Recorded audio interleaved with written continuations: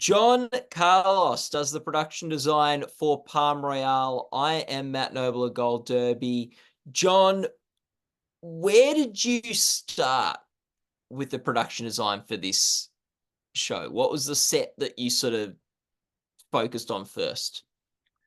I mean, the very start, I kind of begged the production to send myself and Tate Taylor, the director, to Palm Beach for like a 36-hour scout just to feel the vibes of it. Because knowing that we had to not only recreate Palm Beach in Los Angeles, but also 1969 and 2024, we wanted to at least get the architectural and topographical vibe correct before we got our boots dug into the research here in LA. The very first set that I designed was Seal Chapman's. We were still kind of out searching locations. So while that was going, I started modeling Seal Chapman's, knowing that this was kind of a centerpiece and a showcase for the women that kind of had to be ornate and opulent, but at the same time really be neutral because of the amount of character and color and the costume that was going to come into the space. So trying to design something that was, like I said, something opulent, rich, detailed, but not loud at the same time, I knew it was going to be a challenge and kind of set the language for the show. Hmm. Now, the show's about Maxine, who has a lot of ambition. What was the most ambitious thing you took on this for Palm Royale? I would say personally for me, I'm not usually the loudest designer in terms of color, as obvious by my background and what I'm wearing.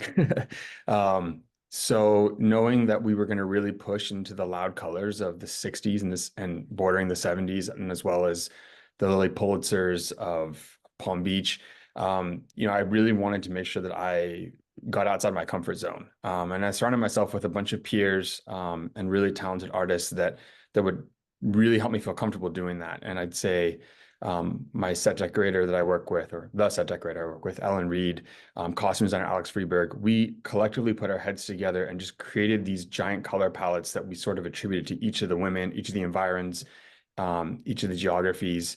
And little by little, I just felt myself getting more comfortable with pushing these louder colors than I was personally used to using. And I think it really kind of created a world that felt as if it was a recreation of a period, but I think at the same time, we sort of kind of created this own fantasy world that was the language of the show that I'm really proud of, and I think was successfully kind of carried through between all the various departments on the show in terms of their different crafts. Mm. Can you think of a color that grew on you the most or that won you over? Like at first you thought, Um, oh no, that's too loud, and then you're like, no, this color's so cool. I know my daughter would like me to say pink, but I still have a fear to pink. It's just a really hard color to get right. It can go Pepto-Bismol real fast. I would say orange. I remember there was like a first grade project. We had to write what our favorite color was, and it was orange. And I kind of found that poster like years ago, and I was like, what was I thinking? But in the show, finding the right use of orange in different places, it's not one of the most widely used colors in our color palette, but I felt like where we did put it in, it was surprisingly always very comforting for me. And it's not usually a comforting color.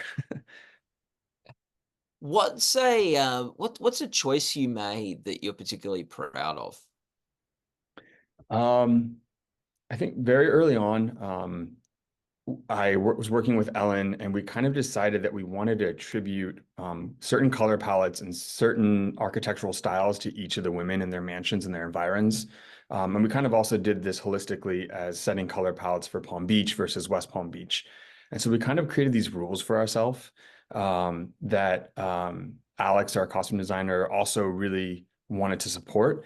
And so when we kind of created these fundamentals, we were able to each branch off and start to kind of work within those and then choose to break them when we felt that it was like a character moment where that would break. And I think creating that baseline for us, as all three of us kind of went off on our own paths and did research and found objects and designs and started bringing ideas to the table.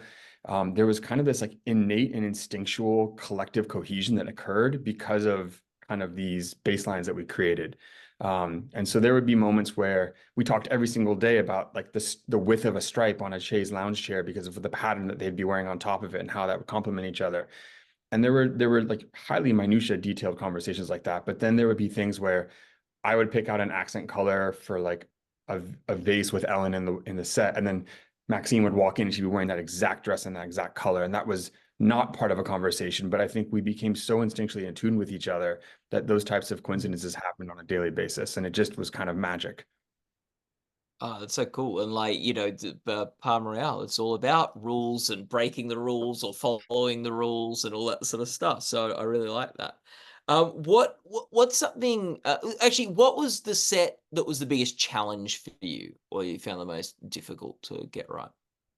Um, I think, I mean, all of them were challenges in beautiful ways. I think the one that was probably the hardest, and it mainly had to do with time, was our finale episode. We were doing the big beach ball, which is the last party of the season, kind of the culmination of all the different galas. And early on, when I first started the project, I only had two scripts. I didn't realize that almost every episode or every other episode there was going to be some sort of beach ball or gala. We kind of joked that we were doing Palm Beach Bridgerton, and it was totally unbeknownst to us at the beginning. And so I think we had some real fun on each of those different events. But when we got to the finale, it had to be bigger and better than the rest. And we didn't really have a theme or a script for that until about a month and a half out. So with 5 weeks left to shooting and knowing that the entire episode pretty much took place inside of this tent, we had to really put our heads together to figure out how are we going to make this interesting and how are we going to make this epic. So from the first cocktail napkin sketch that I did through the first day of shooting, it was only 5 weeks to build that entire event space. And so we kind of had to divide it, knowing each of the different departments could come in and attack simultaneously. And a lot of the different departments, grip, electric, costume, I'm sorry, set deck, construction, greens, we'd all worked together on a previous project. And so we kind of had this great language and familiarity with each other. So we were able to create calendars where we said, okay, grips will come in, hang the pipes, drapery comes in, hangs the drapery, construction's coming from the bottom, and they're doing the first floor all in hard scenery. So we could have everything being built simultaneously, which was the chart, the linear calendar for this build was kind of insane for the logistics. But at the end of the day, the layers just kept coming in simultaneous. And I think really the cohesive collaboration from all the departments coming together for me was a really proud moment. Mm. What is there something you learnt from working on this show? Color's okay. um, That's- yeah, I think it's being on paper it's a comedy, but I think it was really important for us to kind of lean into the exuberance of these women, but at the same time finding some sort of grounded reality. And so finding that balance, every day we kind of would always ask ourselves, are we going too far? And at the end of the day, I think we just realized you can never really go too far as long as it's grounded in some normalcy. So finding that balance was, I think, a challenge and really for me a really nice gift from the show. yeah. And what's like what is your favorite thing about this show? Um, I think really just being able to kind of create this fantasy world that I personally haven't really seen. We were inspired by, a lot of 1960s movies, 1970s movies, playing in a world that existed. And I think bringing back a lot of the crafts, hand sculpting, um, custom fabrication of drapery, like I think things that I don't really see that much in television anymore. I think a lot of the fellow panelists that are with me here today, I know their work and they have the privilege of doing a lot of that as well. And I think just kind of having fun playing in that old Hollywood vibe again for a minute, creating an old Hollywood show, I think was the best gift. Oh, awesome. Well, thanks so much for chatting with us today, John. Really appreciate it. Thank you.